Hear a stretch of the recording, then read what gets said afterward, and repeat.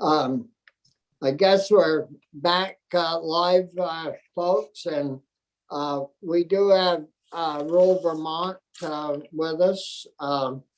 Carolyn Gordon is, I don't know what your position is there, Caroline, but are you the boss now? You know, rural Vermont actually operates at with a sociocratic model, which means that we have a flat hierarchy. So our 5 staff members are each directors of their own domain, and my domain is the legislative director. Yeah. Good morning.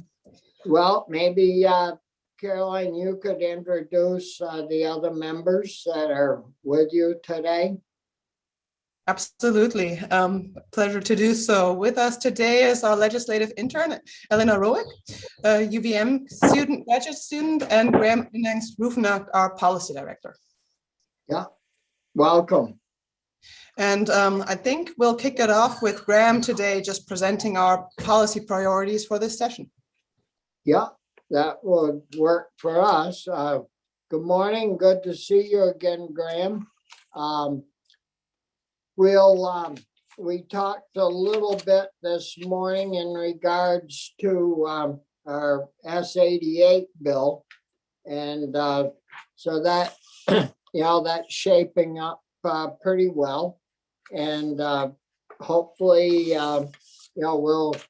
we're going to try to get that wrapped up and out next week. We don't know just when, but we'll. I think we're going in the right direction with that. The comment, or the main comment we had, or thing I guess that's new, and I don't know if you were listening, but the committee, I think, has basically come pretty close to the conclusion that any outdoor grow of cannabis would be considered agricultural. And now it's just small producers. And we're thinking, I think Senator Pearson kind of would like to push the idea of all outdoor grow. And we had a discussion, and it pretty much came to a decision by all of us that any outdoor grow would be considered agricultural.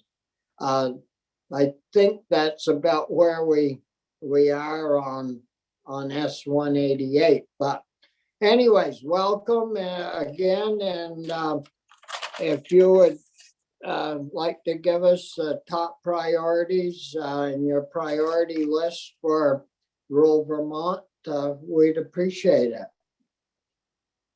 Sure. Thank you, Senator Starr. And I'm certainly encouraged to hear what you're saying about S188. I'll have to go back and watch Kyle Harris's testimony in your conversation this morning. We were actually on a call, which Caroline will be talking about with all the members of our federal delegation, their representatives, because of this extraordinary issue on on-farm slaughter right now, which Caroline will be discussing later.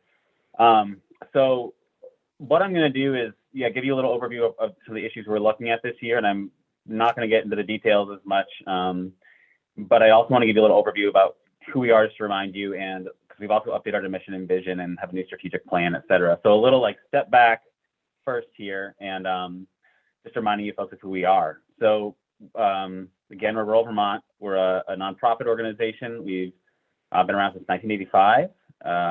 We have been horizontally led, as Caroline suggested, since around 2017, which means we don't have an executive director, and all of the employees there are directors in our own respect.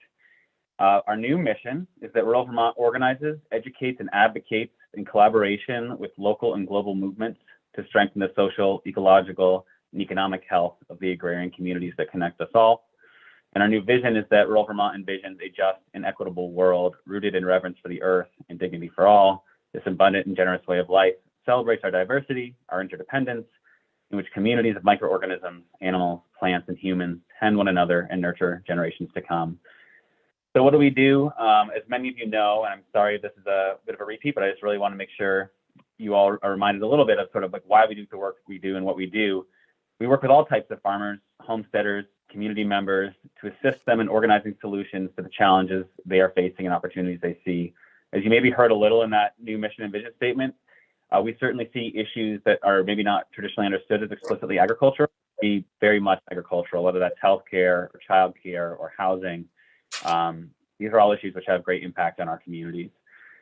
So our work is grounded in the very real experiences and needs of our members in the broader ag community. We try to support our members directly advocating and developing relationships with policymakers. You know, you all are familiar with how we try to bring in folks with who speak to the issues we're working on. We also try to hold days like the Small Farm Advocacy Days where we train people. And when the State House actually is in person, you know, help them navigate the place, help them meet folks like you, bring them to meetings, just get them familiar with that environment. So we work nationally and internationally with the National Family Farm Coalition, with La Via Campesina, with the U.S. Food Sovereignty Alliance. So we are working in tandem with these organizations. So we're hearing from other farmers all around the country and all around the world. And that really works to contribute to who we are and what we advocate for. And we also work and collaborate substantially locally. And just a small example, just so you all know that how involved we are in some of these conversations, is Farm to Plate. So I'm a member of the Farm to Plate Steering Committee. I've been chairing the Farm to Plate Land Access and Stewardship Working Group for a number of years. Caroline and I are in the Meat Processing Working Group. We're in the Agroforestry Working Group, and we're working on the Food Security Plan. We really try to be involved as much as we can where we think it's important for us to be involved. Now, onto those issues. On-farm slaughter, I'm not going to get into that. I'm going to let Caroline take that off. We didn't necessarily expect it to be an issue at the State House this year. We're spending a lot more time on it than we had originally anticipated. We're working on the Universal Recycling Law, as you all are familiar with. Caroline and a group of poultry foragers for compost foraging have been working on this rule for a long time, trying to support the rulemaking with the Agency of Ag, protecting our soils coalition. We have recommendations for legislation on regulating pollution with micro and nanoplastics in the agricultural environment. I think that's H501. Caroline can also speak to more details there. We're working on cannabis, as you brought up earlier, Senator Starr. I don't need to go into the details there because I've already testified to you all. The Climate Action Plan, I know you all have your eyes on this, and I attended a number of the meetings over the summer for the Ag and Ecosystem Subcommittee. We are really monitoring that. I did a little bit of the Rural Resiliency Subcommittee and the Just Transition Subcommittee. We're working to create some of our final recommendations in relationship to the plan. But it's, you know, as sure it is for you as well, that a 260-page plan, in addition to everything else going on, is a lot to try to weed through. And of course, there's the intersection of this with the Payment for Ecosystem Working Group, which is ongoing, with the Food Security Plan, with the Ag Strategic Plans, or the Farm to Plate Network. So we're trying to weave all these together and be mindful of that as we go, because there's so much work that's been done. We don't need to create tons of new work for all of ourselves. Here, there's the BIPOC Land Access and Opportunity Act. That's H273. We're watching and supporting. You'll see us at the Small Farm Action Days.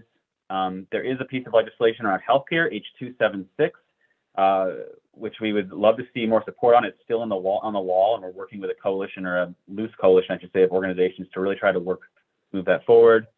And some other issues that we're looking at, and I'm sure you all are too, is the utility companies' liability issue. I know there's now a bill, I believe, approaching that. The Danone Horizon and dairy policy reform situation, farmer housing, affordable housing priorities, and fully funding the Vermont Housing Conservation Board. You know, there's the RAPs and them potentially being reopened, and I know Senator Pearson and Polina and others have introduced S248, which we'll be looking at. And then there's all the local food access, institutional buying stuff. And we're also working with national groups right now on the Farm Bill. It's coming around again, and we just need to pay some mind to it amidst all this other local stuff. So that was a big overview. And now I'm going to hand it back to Caroline to speak more specifically, because I think on-farm slaughter is something we really need to talk with you about right now. We're sort of facing an emergency right there right now. So Caroline. Yeah, thank you. Thank you, Graham, and welcome, Caroline. Thank you, Senator Starr. Yeah, I mean, I don't really have to fill you in on the background of what's happening. We've, of course, been following your committee's interest in this issue, as well as you also have received complaints on the topic already. So what I really want to do is just offer our perspective on this. And briefly, if needed, we would be very happy to come back to you and bring in also farmer testimony or testimony from itinerant slaughterers on the issue. What we really think we need right now is your guys' support, as what we feel is happening is our Vermont state law and all the improvements we've made in advocacy on the issue over the past decade is being infringed upon by a swift policy shift from FSIS, which is quite in stark contrast to what's actually happening on the ground in Vermont, but also in other states. And we find that is unlawful. And we hope that maybe with further legal consultation from legislative counsel, for example, we hope you can align with our legal interpretation that actually what we have passed into Vermont law has been developed in accordance to FSIS guidance, in alignment with their guidance, is permissible under federal law, and thus without an enabling statute in federal law, what FSIS is doing now is strictly spoken from a legal stance arbitrary. What we need is our your guys' legislative intent upheld, possibly with a letter to FSIS. And we are also working, as Graham mentioned, with our federal delegation to do the same. And so that basically we take a little bit the air out of this policy that has no legal footing from our perspective, so that what has been established as on-farm slaughter can continue as a practice in this state and in other states without being penalized, but hopefully someday finding actual support from state agencies and promotion rather than the contrary. So just to sum up how we justify this perspective. The Legislative Council memo from December 1st clearly outlines that under the first federal personal use exemption, that actually allows owners of livestock to have that livestock slaughtered on the farm where it was raised.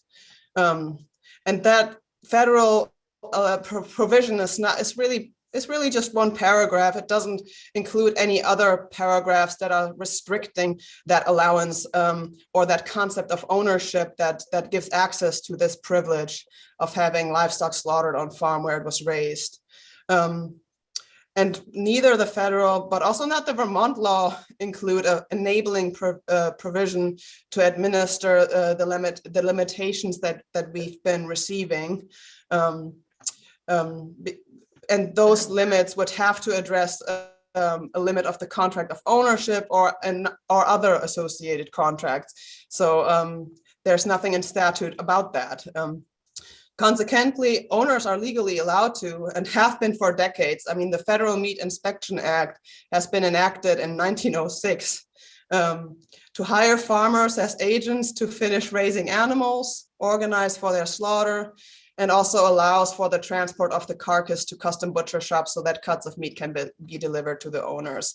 We see that a little bit like, imagine it's 1906 and you're a landowner, have great premises, and you own a farm, you own the livestock on the farm, but you have not really been doing any farming yourself. You have employees, you have farmers doing that work for you. I don't think FSIS has ever required wealthy landowners like that to engage in the act of slaughter. And now we use the same concepts of ownership to enable and support small-scale farmers to become more viable.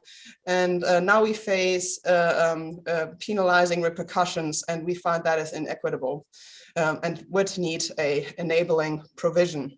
Is that, Caroline, before you go on and we forget about that 1906 law, has that ever been repealed or changed? I'm sure it has been changed, but and please fact check that with legislative counsel. It's like many things. The concepts of ownership and having farmers act as agents, these are old legal concepts that are pretty simple and haven't changed in a long time. It's just a policy change when one of a sudden these concepts are used to benefit different stakeholders in a way that might be unique, like this, using the ownership constructs to create CSAs with animal shares is something that's just politically not being supported.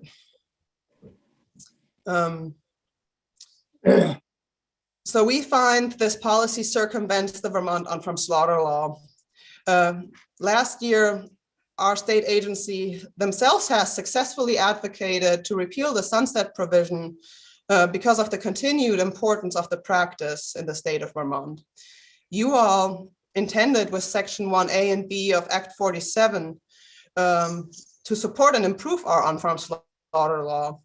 And these new repercussions to require owners of the animals to be present or even to engage in on-farm slaughter, and also to not have farmers being allowed to hire itinerant slaughterers, those repercussions render our on-farm slaughter law impractical and evidently create an organizing chaos, maybe even data protection issues or biosafety concerns, concerns with the pandemic and so on and so forth.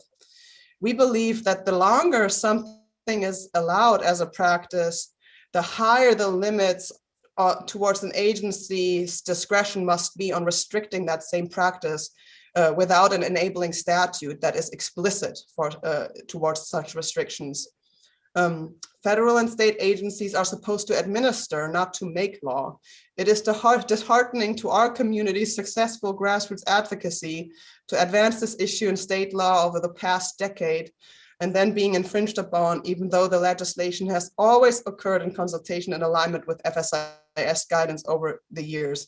You know, part of our mission is that we believe in food sovereignty. Here specifically, the right of Vermonters to democratically define their own agricultural food systems.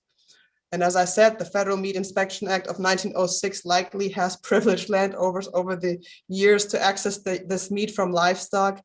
And despite them not being involved in the immediate raising of the animal, and now it appears just inequitable when the same laws that also could benefit small-scale farmers face repercussions.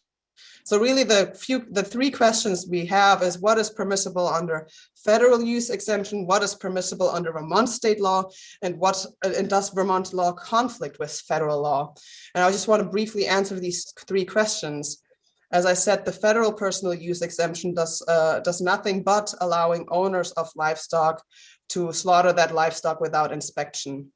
FSIS is explicitly not challenging the profession of itinerant slaughterers, but is just creating a new requirement restricting these contracts of ownership for on-farm slaughter to require at least the presence during slaughter.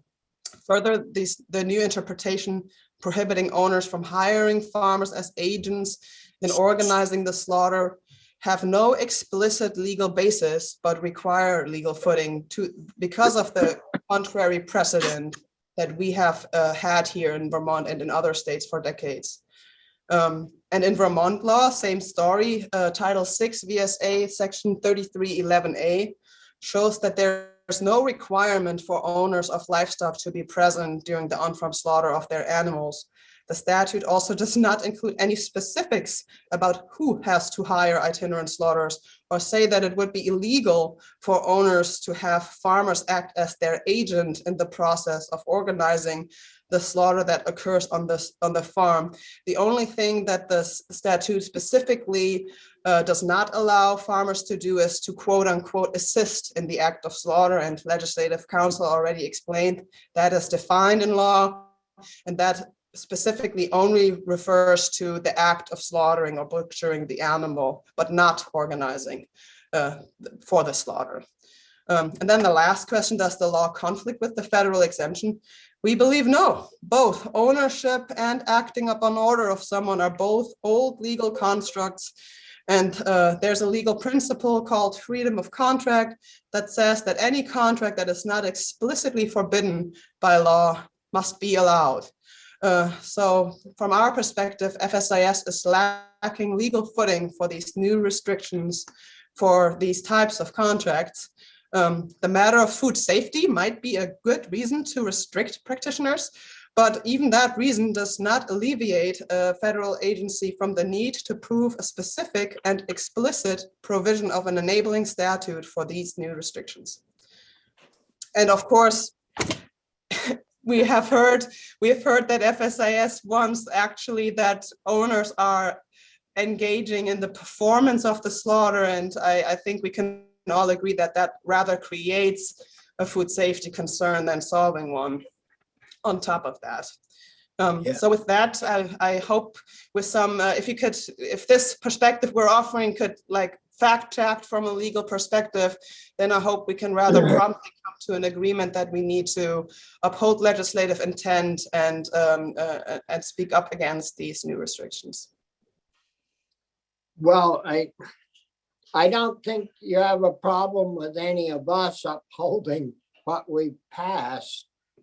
It's really just getting the feds maybe to change a word or two in that one sentence or one paragraph.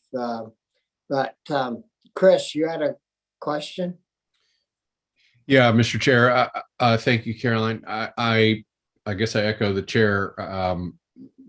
You have broad agreement from us, I think it's fair to say. But since this is a federal matter, and I hope we will consider a letter. But what is the delegation saying? I mean, Senator Leahy serves on the Ag Committee.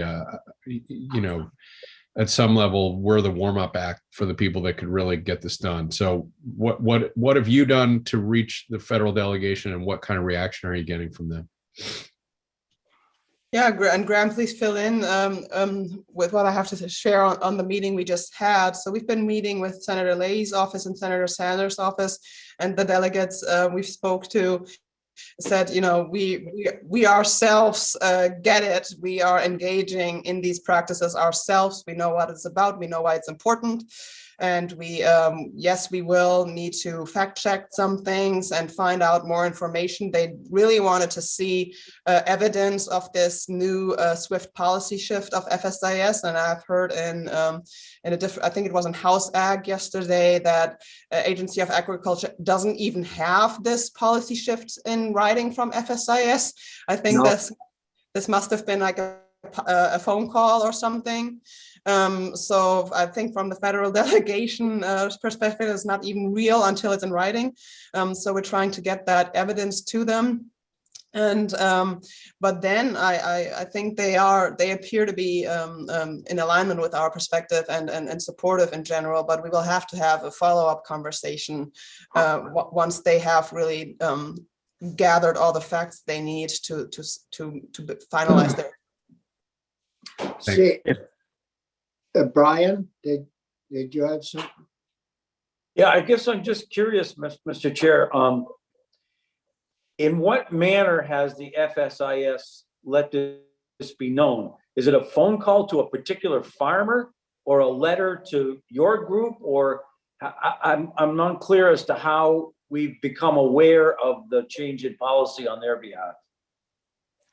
Well, I'll let Caroline answer her thoughts on that, but last year when we passed the increase in numbers, there was a little one, we added one paragraph or sentence asking the agency, asking our legislative council and the Agency of Agriculture to meet and try to figure out if there was a real problem with our on-farm slaughter practices that we passed, because there was a question on the numbers, I believe, and yeah, it wasn't anything serious. Well, then, so Michael from Legislative Council, and I think Caroline was at all those meetings, started meeting with the Agency of Ag. And of course, that brought in with them, it brought in that equal to or better than issue about they're all shook up about losing that particular program where they get tons of money from the feds to operate the meat inspection program. So they bring in the feds, and then the fed said, oh, time out. You guys are all illegal because you haven't got exact wording on the owner of the, all owners, they said all owners of the animal have to take part in the slaughter of the animal. We had that conversation, and I said, well, then why don't the owners show up and drive the animal up to the spot where the itinerant slaughter does the slaughtering? And that isn't allowed according to the feds, but like Caroline said, the feds won't send us the law that pertains to, and they won't even send it in writing. The only thing they'll do is say on the phone that this is not allowed. You know, even if they'd send an email stating, well, in law, you know, whatever section, line 14 states that, they don't ever send that, and they still haven't. So Caroline, I don't know if I covered it right. I have a few small corrections, Senator Starr, but thank you so much for I think the overview was I have to just one small thing. The Act 47 didn't charge to analyze whether our Vermont law is in accordance with federal law. Instead, it charged Legislative Council to see if we could advance our state law further to allow for animal share agreements, because we all had a shared interest in even promoting the practice more than it already is practiced by allowing for CSAs with animal shares from on-farm slaughter. And we wanted to have legal clarity around whether that is or is not permissible. So we've been meeting around that. And if you can see in the legislative memo from Michael O'Grady, that he's been siding with Rural Vermont's interpretation that it's actually reasonable of us to assume that those types of agreements are already legal, because our state law since 2019 allows for multiple owners. So he sides with us that there must be some contract possible to organize and clarify amongst those owners how to go about it. And a CSA agreement is basically nothing but having basically a product that's not produced yet be pre-sold. Like in on-farm slaughter, it's required to pre-sell a living animal because it's illegal to sell the meat. And thus it's basically per se anyways, you could call it a CSA agreement, whether you write it in law or not, as long as it allows for multiple owners, some sort of contract must be possible. And that whole discussion has then resulted in communication with Agency of Agriculture that we found that they actually don't really have a clear stance on any of on-farm slaughter practice, not knowing any clear answers on how practitioners go about it from A to Z. And that's kind of the conflict we've been trying to raise in committee also previously, that we find there's a lack of implementation from agency side ever since on-farm slaughter law exists in the state, because Agency of Agriculture doesn't offer guidance on the issue to explain to practitioners how to do it right and lawful. And instead, legislators of House Ag Committee, for example, have charged, or not charged by law, but have in committee testimony asked Rural Vermont, why doesn't Rural Vermont do education on-farm slaughter with practitioners? Why doesn't Rural Vermont offer fact sheets to practitioners on on-farm slaughter? And we said, yes, we can do that. We do that, but we are not a state agency, we are not a federal agency, and we don't want to say one thing to practitioners just to have an agency, then to penalize them when they ambiguously think that's wrong. And so we had, we've had that discussion, why don't practitioners register more for on-farm slaughter? Why aren't the numbers matching with what's happening on the ground? And this is exactly the reason, because every time we have a factual discussion with the agency, whether that's state or federal agency, about what is or is not permissible, we get into interpretation disputes. And what we gain as an interpretation from our state agency is oftentimes very contrary, in stark contrast like this, now a new restriction that owners must be present, from what's actually practical on the ground, from what's happening on the ground.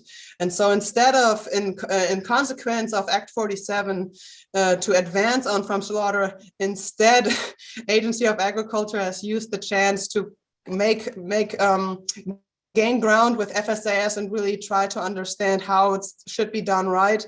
And finally, ask all these questions from A to Z, how practitioners should go about it, and now are receiving these really punitive interpretations that actually, instead of advancing the practice, roll it back.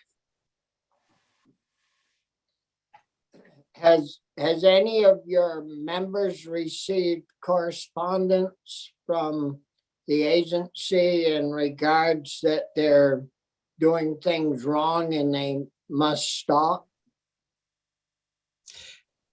Well, not like that specifically, but all the registrants for on-farm slaughter have received an email from the agency on January 6th at first about this new punitive restriction that's not in state law and that no one has been aware of. We have Elena Roig, our legislative intern, on the call, who is joining us here today to kind of summarize what are the responses we've heard from our constituents to that initial outreach. And then the agency has also actually followed up, because of the flood of complaints they received, with a further document kind of repeating that stance in more detail. So I also see Graham has his hand up, but yeah, that would be still something we could contribute here today to give that summary of the concerns and complaints we receive from our constituents in this regard. So you want to move to Graham or move to Elena? Maybe we ask Graham what he has to say quickly. Yeah, Graham. Why don't we go to Elena first, and she can go through the complaints we've heard, and then I can speak. Yeah. So, hello, just one more time. Good morning. Good morning. Thanks for having me. My name is Elena Roig. I'm the legislative intern with rural Vermont, and I'm just going to take a few minutes just to give the committee a sense of the responses that we've heard from the community once these new guidelines were put forward. So a lot of what we heard, has to do with concerns over having people present on the farm at slaughter. And those concerns came from a few different perspectives. One is just the fact that consumers will not want to, or not be willing or able to be present or involved in some way in the slaughter. But we also heard concerns from that perspective in the sense that it does also pose a few safety concerns. We heard from one farm that is a closed farm that is not open to the public, and they don't take their livestock out to fairs or festivals. They expressed a lot of concern about having visitors on the farm that could be bringing in diseases or parasites from other farms that they've visited, as well as just concerns about having inexperienced and untrained people present at slaughter, just from a consumer safety perspective. So on the flip side of that, with the owners of the animal having to organize the slaughter themselves, we did hear concerns from farmers that the onus of that kind of education of how to organize a slaughter and how to reach an itinerant slaughterer, the kind of burden of having to educate everybody about that would be on the farmer, which is just kind of an added stressor for farmers who are already stretched pretty thin. We did also hear a number of concerns about the fact that restricting on-farm slaughter leads farmers to seek other slaughter options. So we heard a lot about just troubles with USDA meat processing facilities, both in terms of the limited number of them in Vermont, which has, implications of incurring high transport costs for farmers of getting their animals there. We did also hear a lot about scheduling concerns, folks facing year-long schedule wait times, as well as schedule times that don't quite align with when they breed their livestock. And those concerns come if they are able to reach those facilities at all. We have heard from some farmers that they just have not been able to establish contact with these meat processing facilities. Along a similar line, we hear a lot about how slaughtering an animal in a familiar environment is just the more humane option, and how even the presence of strangers, of other people, can be an added stressor to an animal on slaughter day. We heard a lot from farmers who take a lot of steps to ensure that slaughter day for their livestock is as stress-free as possible. From the consumer side, we did hear a lot of concerns about food access and food system stability. There are some consumers who voiced that having local meat access increases food access, particularly to Vermonters who might be food insecure. And we did hear a lot of concerns just about the stance of the Agency of Ag, that they really should be working with farmers and not making their jobs harder. And then kind of overarching themes, we heard a lot of concerns about the potential for an increase in price on meat, local meat, that would make that meat unattainable to community members, which is a concern for farmers, both in terms of profit loss, but also kind of speaks to that food access component as well. And to just kind of final note, just a broad kind of overview, we did receive about just under 20 complaints. And so there were 8 of those who identified themselves as farmers, 5 who self-identified as consumers, and 2 of those 5 people stated that they do exclusively purchase local meat. And the rest of those folks didn't choose to identify themselves in that binary. But that is just kind of a broad sense of the concerns that we have been hearing from the community. Thank you. Yeah, any questions of Elena?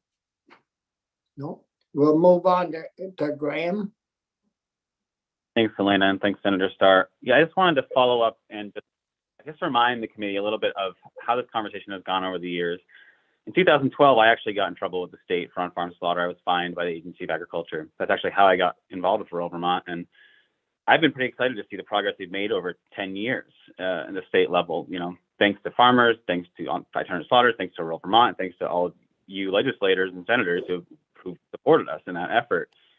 And I guess you said that this is sort of a federal issue, and I want to bring up one more point where I think you can work locally, because I'm hearing sort of a double standard. We're being asked by our federal reps to have, in written evidence of FIS's communications with the agency, et cetera. Yet the agency, even without having written communication, is enforcing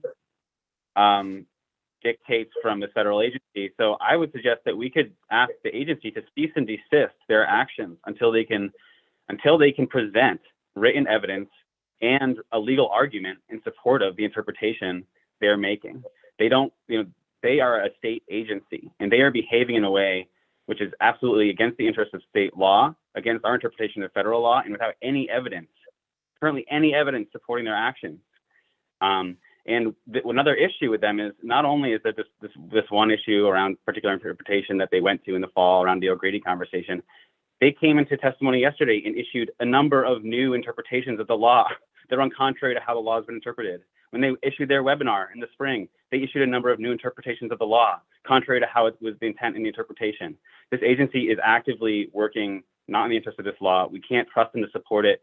Over the years, you, as the representatives, told us again and again, we need to see proof that people are doing this in order to expand it and to remove the sunset, right? So we developed registrations.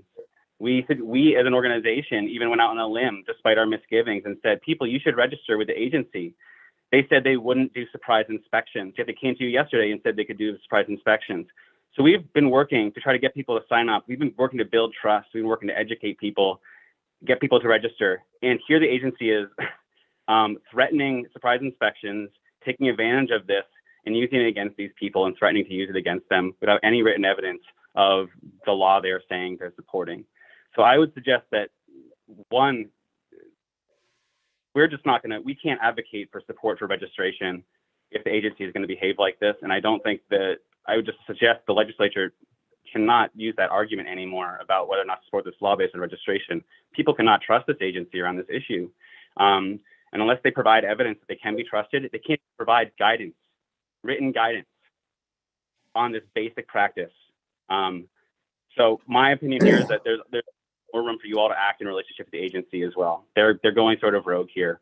They haven't presented any evidence supporting the work they're doing. Does Graham, does it depend on who you have for an inspector or person that calls on the farmer on the interpretation of what they're told, or is it generally all across all the inspectors when they call upon a farmer or a person that's performing this? No, Mike, ultimately this is uninspected. That's sort of the nature of on-farm slaughter. And what we've been told in the past is that if farmers register, they wouldn't be subject to surprise inspections unless there was some egregious thing or a complaint, et cetera. But that's not what we heard from the agency yesterday. That was my main point. So what? So they've threatened that, based on what I heard about testimony yesterday, is that they said that they could do surprise inspections for folks who registered. Did we hear that yesterday from the agency committee? Do you? That was in the House Agriculture Committee, Senator Starr. Oh, upstairs. Oh, okay. Because I didn't think I'd heard that one yet. That gave them the permission to just walk in because they registered. Chris, did you have your hand up? Yeah, I'd be curious, first of all, I find this very frustrating, and it doesn't impact my livelihood or my day-to-day, other than I like to eat local meat. But when we're hearing from the agency, it seems like underpinning their attitude here is the equal to status that the feds have given them. And I've never questioned whether or not that status is valuable, but they certainly do suggest that it is valuable, and it allows us to further goals that I think we all share, which is more local food produced in Vermont and food security that goes with it. So first of all, just is there anything to the idea that that status is worth protecting? And do you agree that that's part of the dynamic that the agency is confronting as it makes these decisions? Maybe not enough to make the decisions. I am hearing you say that, but I'd like to help understanding that piece of it. Thank you, Senator Pearson. Absolutely, equal to status is important to the state of Vermont. We're not questioning that. But it's kind of comparing apples to pears. Our state agency, we find, should represent small, medium, large producers of livestock alike. On-farm slaughter happens to be more of an institution that benefits those managers of small ruminants in particular. And we have a state on-farm slaughter law that we have been developing in accordance with, or in consultation with Agency of Agriculture, in consultation with them, fact-checking what we try to pass into state law with FSIS.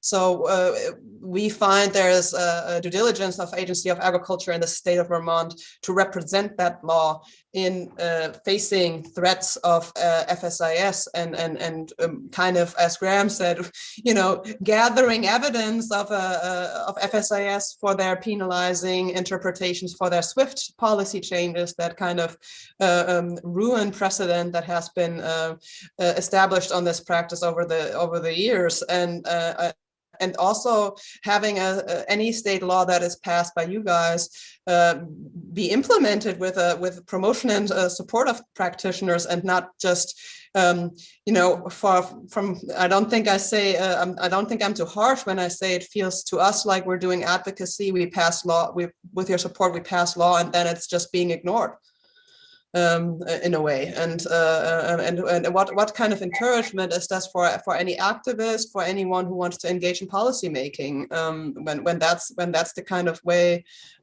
laws are being administered? So we find there also our state agency could have some teeth, some teeth in representing the interests of small scale producers.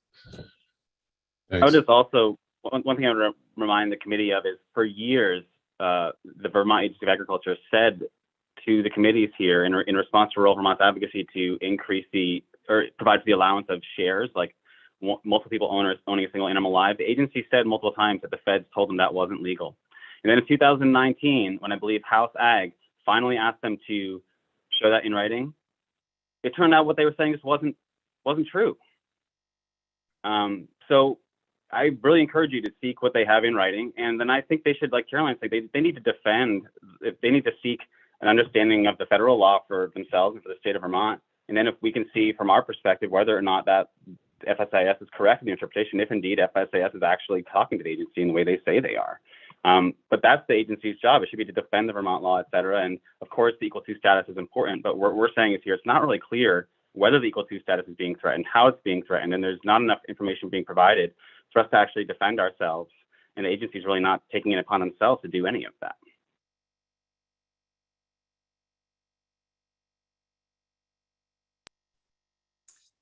Yeah, and just I mean, one small addition to that. I mean, while we have many constituents who have been practicing on-farm slaughter as a heritage practice, also way before our on-farm slaughter advancements, you know, for us as an advocacy organization, it's so important to have something in law that the state can promote, so that we encourage also young and beginning new farmers who want to get into the business of livestock management to find a way to direct market their products, because it's farm viability is such a critical piece that's just not given for many of those farms, that the direct market is oftentimes what's most viable, especially with the shortages in the meat supply chain and in the processing sector.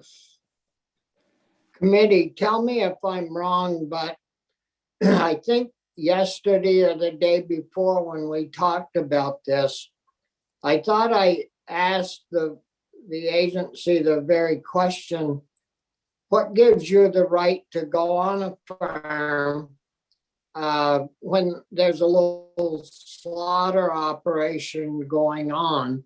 And I thought they said that any farm that sells an animal has to be licensed, and that license is what gives them the right to go to the farm. Did I hear that right, or am I interpreting what they said, or do you recall that? I recall something along those lines, and we do know that if you're a farm, you're registered and they have the right to inspect. Yeah.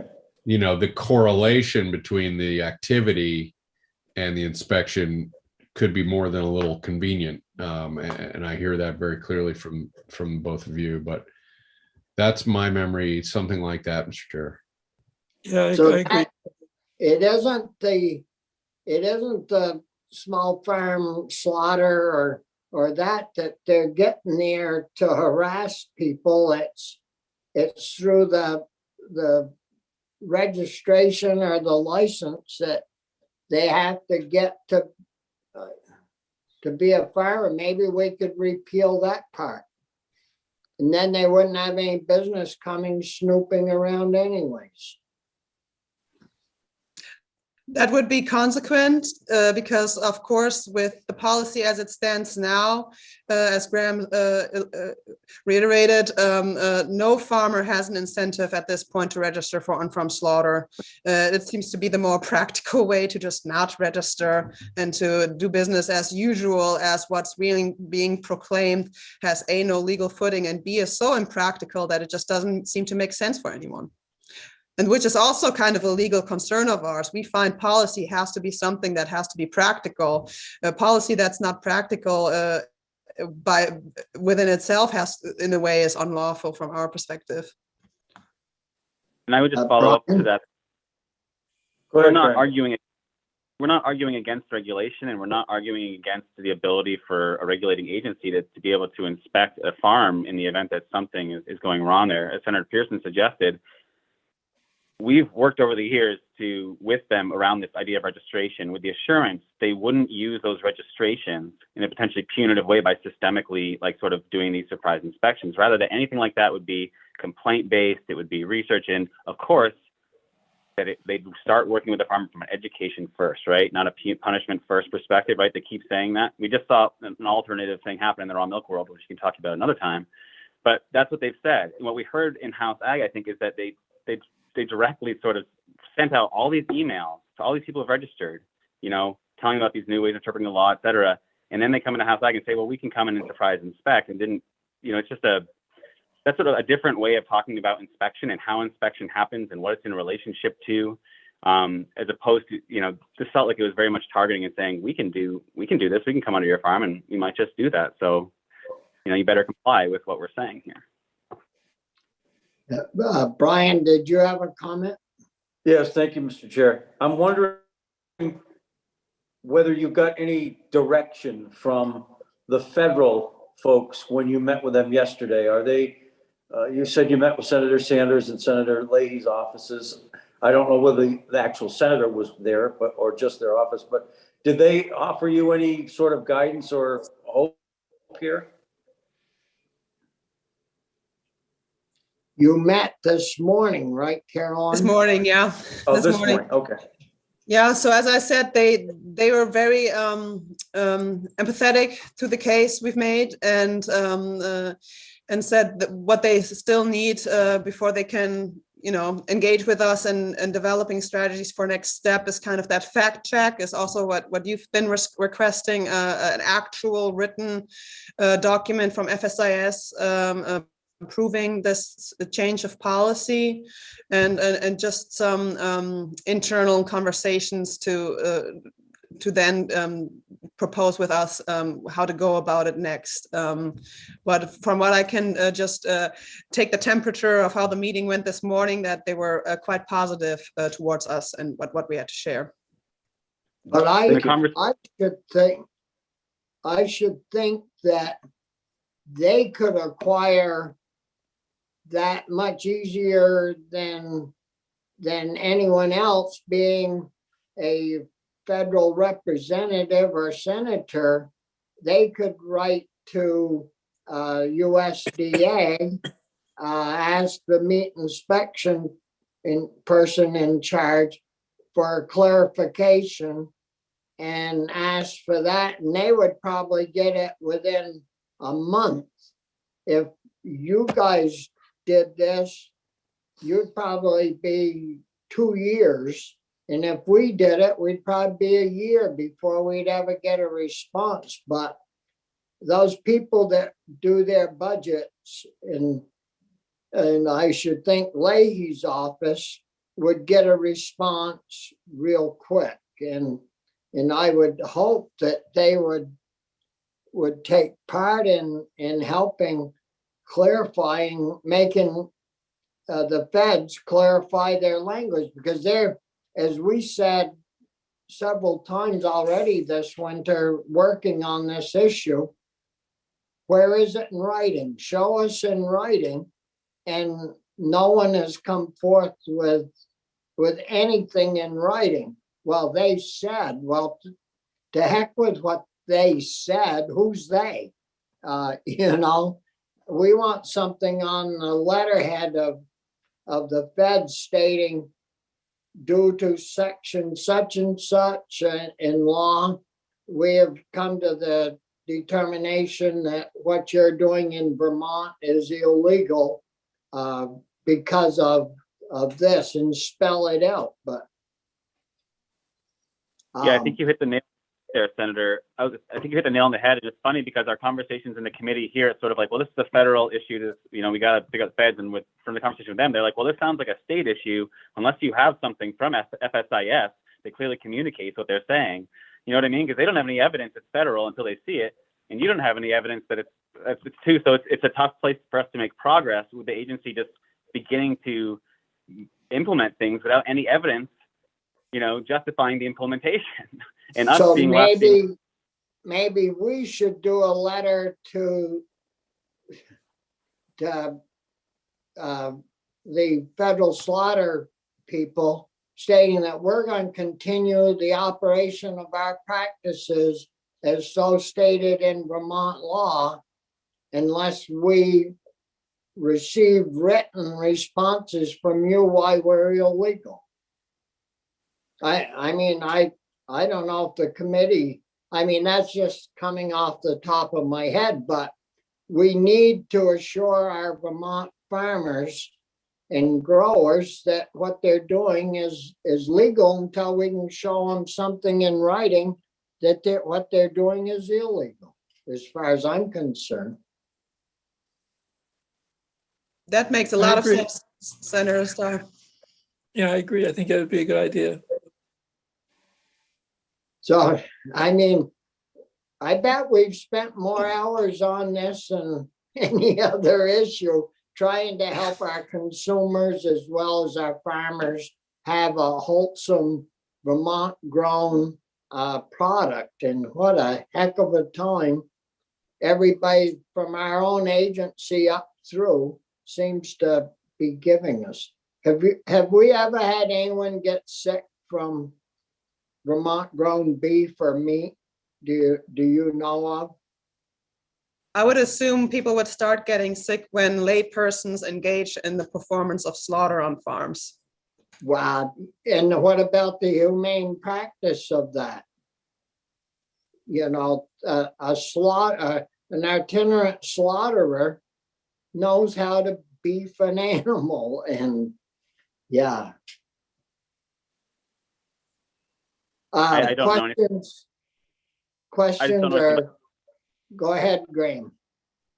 I was just gonna say, I don't know anything about the specific food safety around on-farm slaughtered meats in Vermont or the greater US, but if that was data you were looking for, we could try to find it.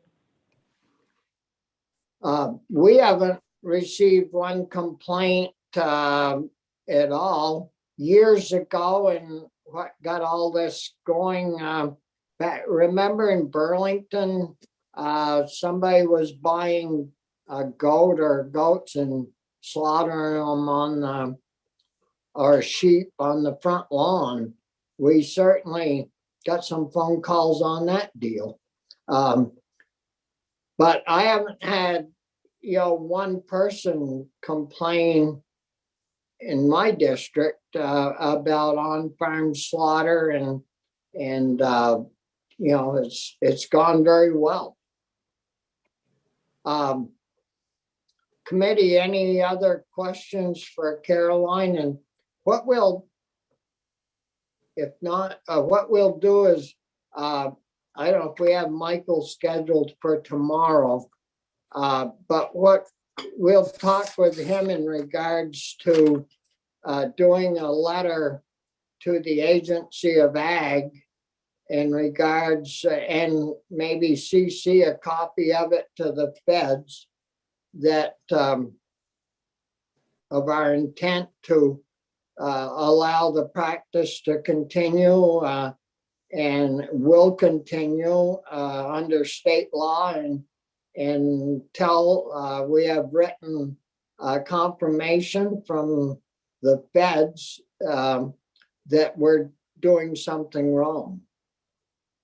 I guess we'll see what Michael says about advising us on that deal. Yeah, Sounds good. and the House Ag Committee legislators, I'm sure, would also be interested in potentially signing on to that.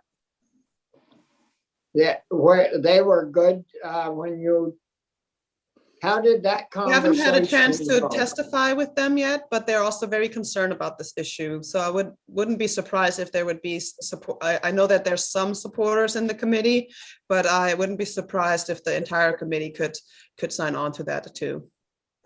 Yeah. Okay. Yeah, anything else from any of our guests that you'd like to bring up? If not, any questions from the committee? All set? Yeah.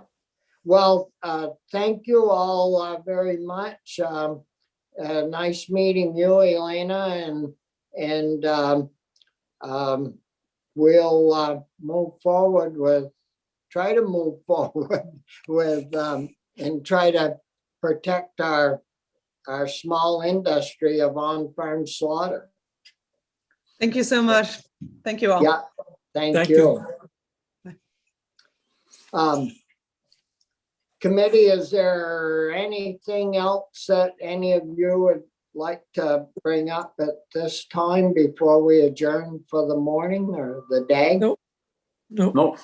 No? We'll adjourn until tomorrow.